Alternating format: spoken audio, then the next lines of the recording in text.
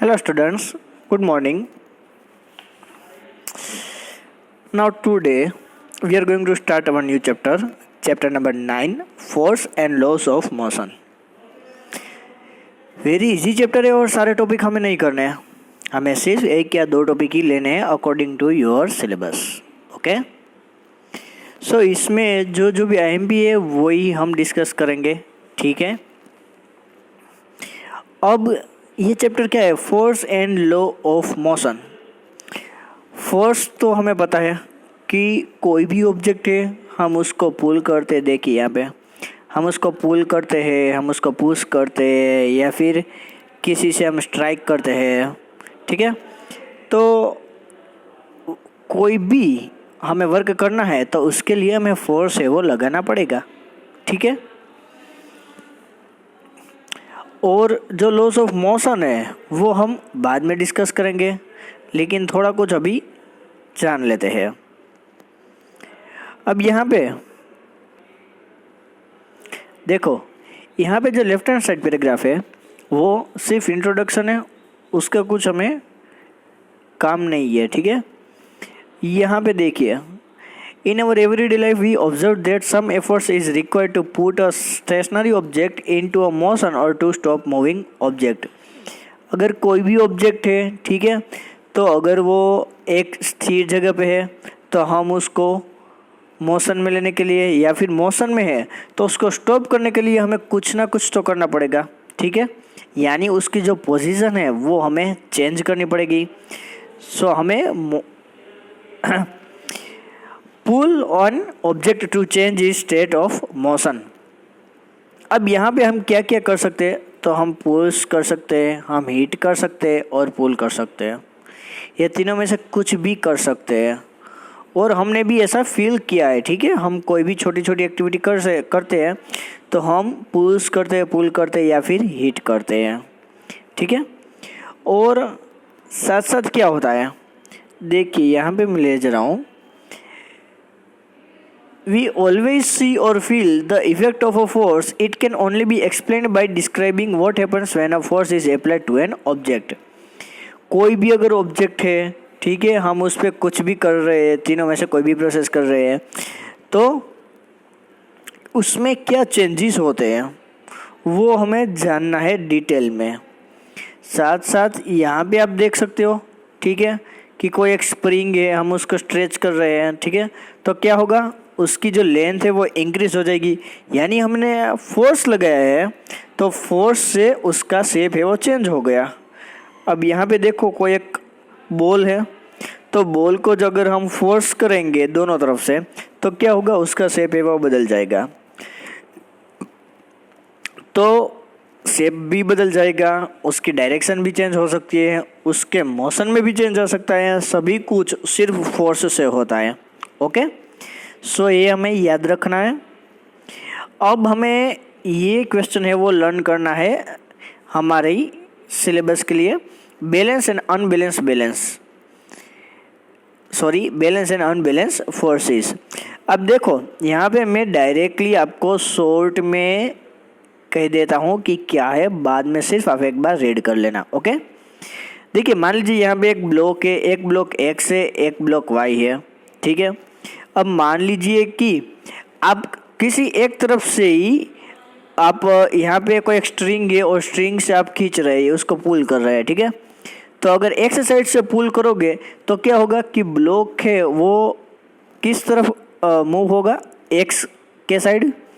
अब मान लीजिए अब Y के साइड से कर रहे हो, Y के साइड से जो स्ट्रिंग है उसको आप पुल कर रहे हो तो ब्लॉक है वो Y की ओर चला जाएगा. लेकिन मान लीजिए कि आप दोनों तरफ से एक साथ खींच रहे हो, यानी जो भी फोर्स है वो ऑपोजिट डायरेक्शन में लग रहा है, तो क्या होगा, तो कुछ नहीं होगा, ब्लॉक वहाँ पे ही रहेगा. ठीक है, जो बैलेंस, सो इस तरह उसको बोलेंगे बैलेंस्ड फोर्सेस, और जो मूव हो गया है उसको बोलेंगे अनबैलेंस्ड फोर्सेस. यही सिर्फ आपको याद रखना है. ठीक है, आप यहाँ पे भी देख सकते हो कि दोनों, ये जो है वो एक साइड है वो पुश कर रहे हैं, लेकिन उसका जो फ्रिक्शन लग रहा है वो नीचे जो उसकी रफ सरफेस होगी वो ऑपोजिट साइड पे लगेगी। ये हमेशा आपको याद रखना है, ठीक है,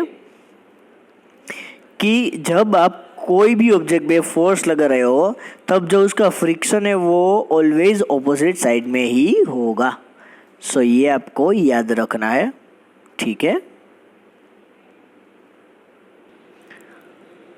अब मान लीजिए कि हम बाइसिकल है वो राइड कर रहे हैं, ठीक है, बाइसिकल। तो मान लीजिए कि हमने जो पेडल है वो स्टॉप कर दिया है, ठीक है, हम पेडल को नहीं मार रहे हैं। तो क्या होगा, बाइसिकल है वो स्लो हो जाएगी। तो फिर से आप क्या करेंगे कि फिर से आप ट्राई करेंगे, ठीक है, फिर से पेडल लगाएंगे। तो जो फ्रिक्शन फोर्सेस है वो आप उसकी जो डायरेक्शन है वो ऑपोजिट डायरेक्शन होगी, ठीक है। अगर आपको बाइसिकल है वो मूविंग करनी है तो आपको पेडल है वो अगेन फिर से स्टार्ट करना होगा। सो इसलिए जो फ्रिक्शन है वो ऑपोजिट साइड में ही लगेगा, ठीक है। तो यही एक छोटा सा टॉपिक है, बैलेंस और अनबैलेंस फोर्सेस। अगर 2 मार्क्स में क्वेश्चन आए तो थोड़ा सा बहुत कुछ आपको लिख लेना है, ठीक है, और कुछ ज़्यादा आपको याद नहीं रखना है। क्वेश्चन की PDF मैं आपको सेंड कर दूंगा। अब यहाँ पे ये लास्ट टॉपिक है, first law of motion. Last topic इसलिए क्योंकि बाकी के सब टॉपिक इंक्लूड नहीं है, ठीक है।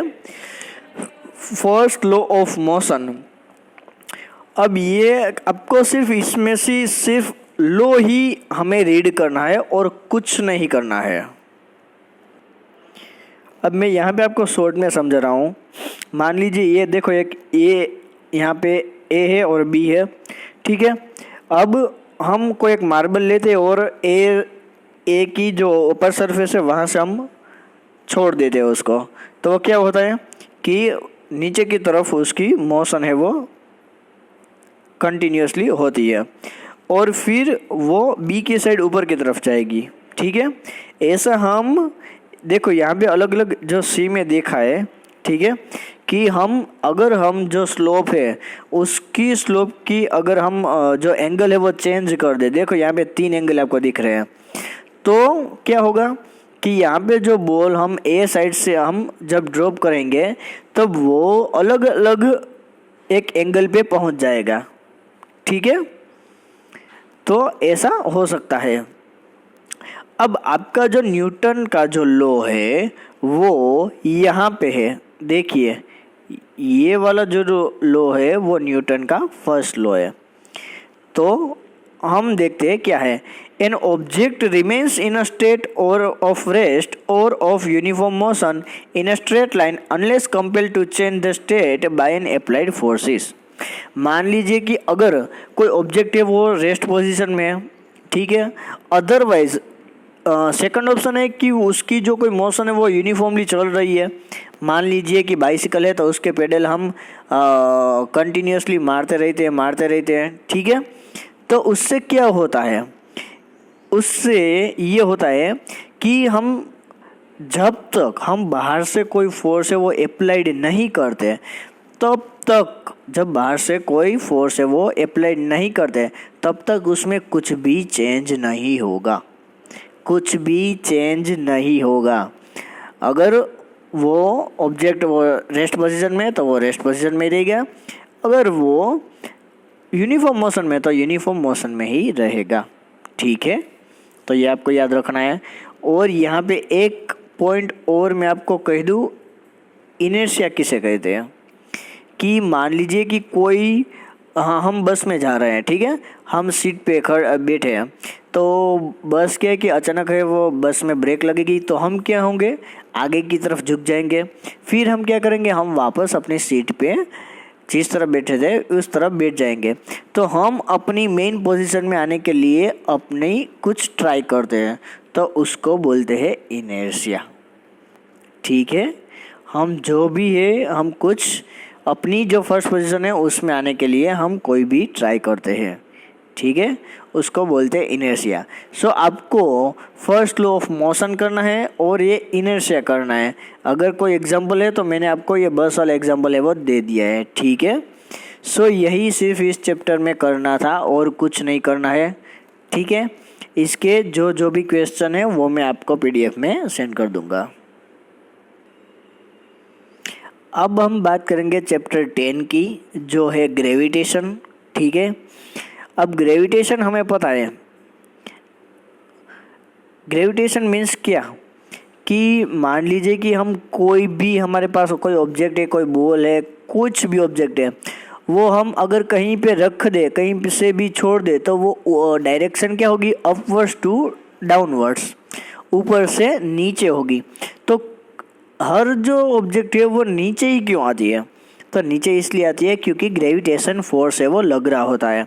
ठीक है, यहाँ पे जो पैराग्राफ है उसमें आपको बताया है कि भाई न्यूटन था, वो एप्पल के पेड़ के नीचे बैठा था, तो एप्पल है वो ऊपर से नीचे गिरा, तो उसको यहाँ पे थॉट आया कि एप्पल है वो नीचे ही क्यों आ रहा है, वो ऊपर क्यों नहीं जा रहा है। तो फिर बाद में न्यूटन ने कुछ रिसर्च किया और हमें ग्रेविटेशन के बारे में बताया। ठीक है, अगर मून है वो अर्थ के अराउंड है, वो अपनी जो मूविंग है वो अर्थ के अराउंड है वो करते हैं, तो वो क्या ग्रेविटेशन फोर्स के थ्रू ही करते हैं। ठीक है, सो ये आपको याद रखना है। ठीक है,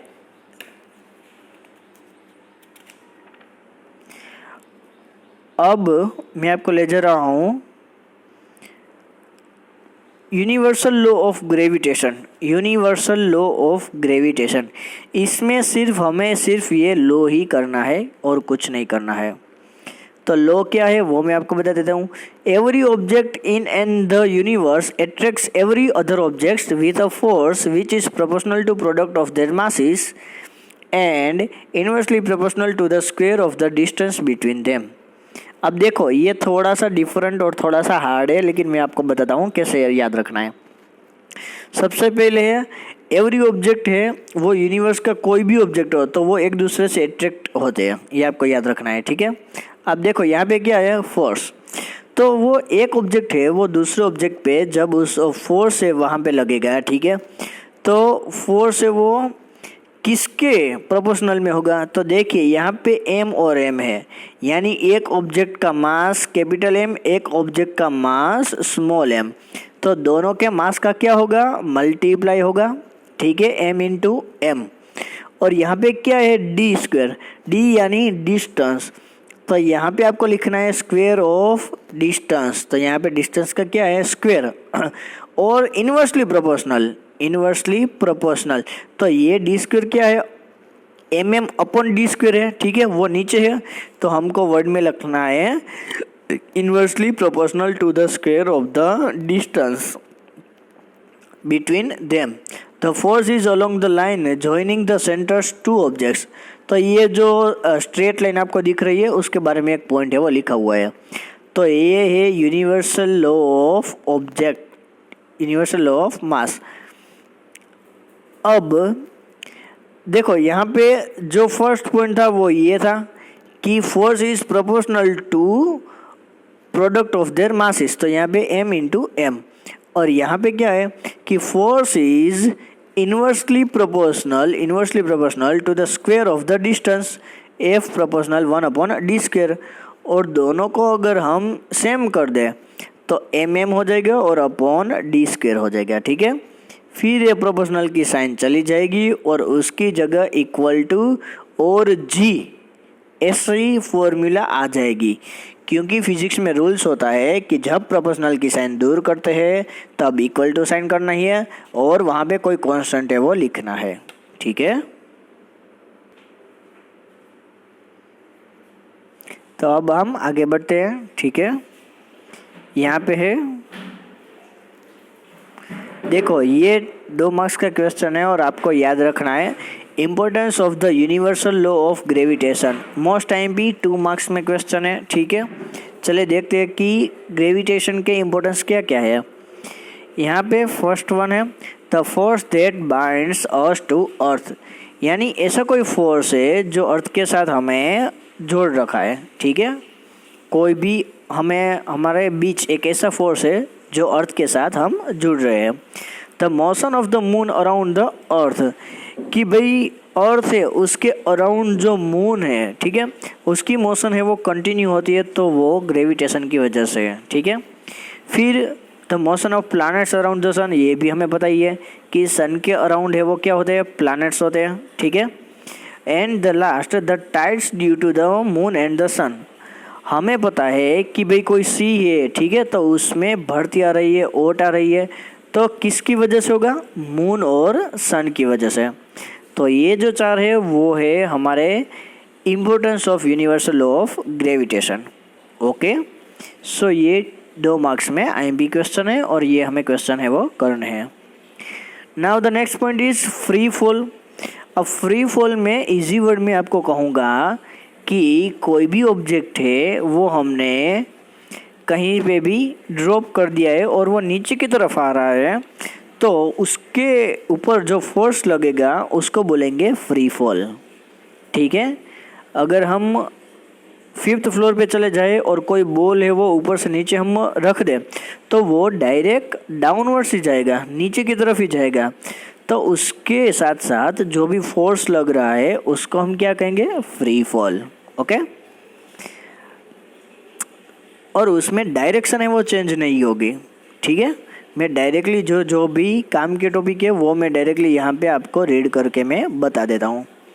उसमें डायरेक्शन है वो चेंज नहीं होगी। हाँ, अगर एक्सेलरेशन की बात करें तो एक्सेलरेशन में क्या होगा कि जो भी है वो कंटिन्यूसली वो इंक्रीजिंग ऑर्डर में चला जाएगा, क्योंकि अगर वेलोसिटी में चेंज होगा तो एक्सेलरेशन में भी चेंज होगा।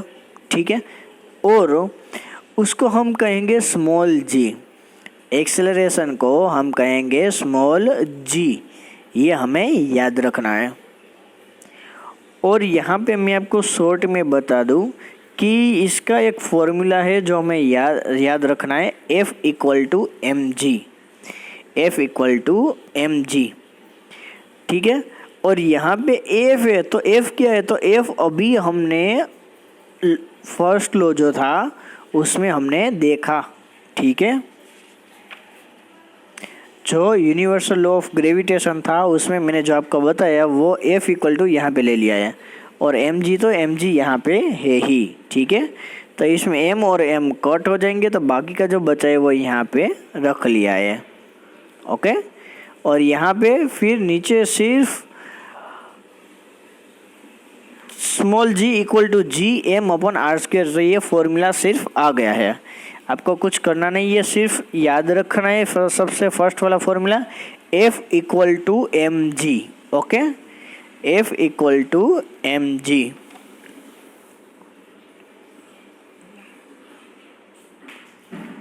अब आपको जो लर्न करना है वो है मास और वेट। तो मास और वेट है तो वो आपको सिर्फ डिफरेंस ही करने हैं। उसका अगर आप डिफरेंस करोगे तो आपको इजी से याद रह जाएगा कि मास क्या है और वेट क्या है। ठीक है, देखिए मास और वेट है, अगर आप डिफरेंस करेंगे तो आपके लिए इजी रहेगा। और डिफरेंस है वो मैं डायरेक्टली आपको बता रहा हूँ, आप सिर्फ सुनना। ठीक है, मास है, mass is the quantity of matter content in a body. So mass क्या है कि जो भी क्वांटिटी होगी कोई भी मैटर की, हम कोई भी मैटर ले लें उसकी जो क्वांटिटी होगी उसे कहेंगे मास। और वेट में क्या डिफरेंस है कि weight is the force of gravity acting on the body. Body पे जो वेट फोर्स जो लग रहा है, ठीक है, अकॉर्डिंग टू ग्रेविटी, तो उसको क्या कहेंगे? वेट। अब मास से याद रखना, जो मास है वो एज इट इज़ रहेगा, मास में कुछ भी चेंज नहीं होगा। आप कहीं भी जाओ, आप अर्थ पे जाओ, मून पे जाओ, कहीं भी जाओ, मास एज इट इज़ रहेगा। लेकिन वेट है तो बॉडी का जो कोई भी बॉडी है उसका वेट है वो अगर आप डिफरेंट प्लेस पे जाओगे तो वो चेंज होगा ही। और एक थर्ड है मास है वो स्केलर क्वांटिटी है और फिर वेट है वो वेक्टर क्वांटिटी है। मास का यूनिट है किलोग्राम, वेट का ऐसा यूनिट है न्यूटन।